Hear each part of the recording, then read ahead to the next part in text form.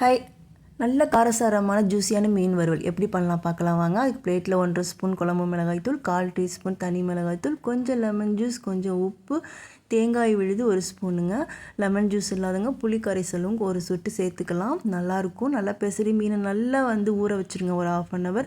நான் தோசை தவாவில் தாங்க வறுப்பேன். கொஞ்சம் எண்ணெய் ஊற்றி கருவேப்பிலை வச்சு எல்லா மீனையும் இது பண்ணிவிடுங்க. இது மாதிரி வறுக்கும் போது எண்ணெயும் அதிகமாக ஆகாது. நல்லா ஜூஸியாக நல்லா மசாலாலாம் இறங்கி சூப்பராக இருக்குங்க. ஒரு சைடு வெந்ததும் அடுத்த சைடு திருப்பி போடுங்க. இந்த சவுண்டே அந்த பசியை தூண்டுங்க. இந்த சத்தமே பசியை தூண்டும். சின்ன வயசில் இந்த சவுண்டும் அந்த வாசனையும் வரும்போது அம்மா ஒரு பீஸ் தாங்கன்னு சாப்பிட்றதுக்கு முன்னாடியே போய் கேட்டு வாங்கி சாப்பிடுவோம். அதே மாதிரி ஊற வைக்கிறதும் ஃப்ரிட்ஜில் ஊற வைக்க மாட்டோங்க.